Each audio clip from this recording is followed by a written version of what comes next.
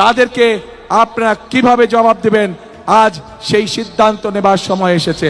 উনি আসুক, আমি আসি, আমরা বসি। উনি যদি আরো কারোর সাথে ডায়লগ করতে চান, তবে কি মুখোমুখি বিতর্কে বসতে চলেছে তারেক রহমান এবং ডক্টর শফিকুর রহমান?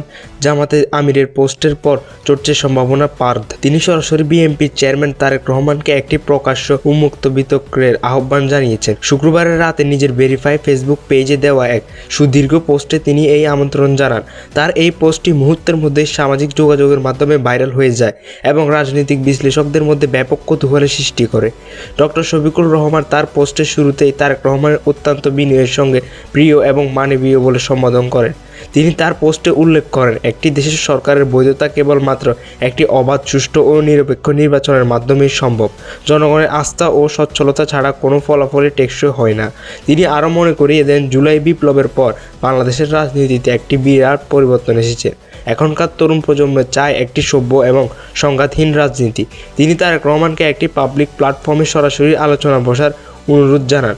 এখানে উভয় দল তাদের নিজ নিজ নির্বাচনের ইস্তিহার জনগণের সামনে তুলে ধরবে এবং একে অপরের নীতির সমালোচনা করবে। এর ফলে সাধারণ মানুষ সিদ্ধান্ত নেওয়ার সুযোগ পাবে তারা আগামীতে কোন ধরনের নেতৃত্ব চায়। ডক্টর শফিকুর রহমান মনে করে দেন, এটি ভবিষ্যতের শাসন ব্যবস্থার জন্য একটি স্বচ্ছ এবং জবাবদিহিমূলক উদাহরণ হয়ে থাকবে। তিনি তার পোস্টে বলেন, আসুন আমরা মিডিয়া এবং জনগণের সামনে দাঁড়াই এবং একটি নতুন অধ্যায়ের সূচনা করি।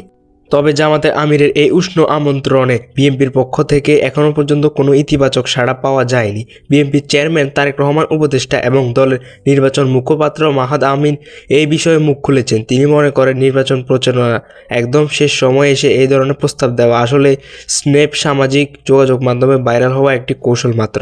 মাহাদ আমিনের মতে, তারেক রহমানের সঙ্গে এই বিশেষ তার ব্যক্তিগতভাবে কোনো কথা না হলেই তিনি মনে করেন ফেসবুক পোস্ট দিয়ে কাউকে ট্র্যাক করা কোনো কার্যকর আলোচনার উপায় হতে পারে না। তিনি আরও উল্লেখ করেন, তারেক রহমানের আগামী কয়েকদিনের শিডিউল অত্যন্ত ব্যস্ত এবং সেখানে এমন কোনো বিতর্কের সুযোগ নেই। মাহাদ আমিন আরও দাবি করেন, তারেক রহমানের গত এক দশকেরও বেশি সময় ধরে বাংলাদেশের জন্য বিভিন্ন সুনির্দিষ্ট এবং সুবিন্যস্ত পলিসি বা নীতির কথা বলে আসছেন। ফ্যাসিবাদী সরকারের আমলে যখন তারা বাক স্বাধীনতা কেড়ে নেওয়া হয়েছে, তখনও তিনি বিদেশের মাটিতে বসে দেশের মানুষের জন্য কাজ করে গেছেন। বিএনপির নির্বাচন ইশতেহার মূলত তারেক রহমানের সেই দীর্ঘদিনের চিন্তা ও নীতির আলোকে তৈরি করা হয়েছে। এই দিকে স্থানীয় পর্যায়ে বিএনপি এবং জামায়াতে ইসলামী কর্মীদের মধ্যে উত্তেজনা ছড়িয়ে পড়েছে। ভোটের প্রচারণাকে কেন্দ্র করে দুই দলের মধ্যেই চলছে আধিপত্য বিস্তারের লড়াই।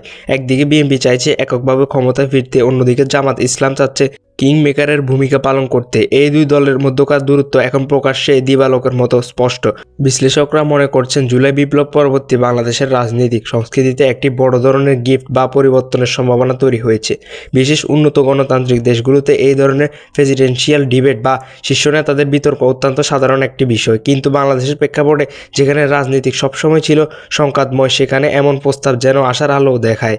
তেমনি বাস্তবায়নের পথে নানানবিধ বাধা ও অনন্ত দেওয়াল স্পষ্ট করে তুলে। শেষ পর্যন্ত তারেক রহমান এই চ্যালেঞ্জ গ্রহণ করবেন কিনা, কিংবা জামাত এবং বিএনপির এই দূরত্ব শেষ কোথায়, তা দেখার অপেক্ষায় গোটা দেশ। আপনার কাছে কি মনে হয়? আপনার মতামতটি কমেন্ট বক্সে জানিয়ে যান এবং আমাদের আপডেট টিভি চ্যানেলটিকে সাবস্ক্রাইব করে পাশে থাকুন। ধন্যবাদ।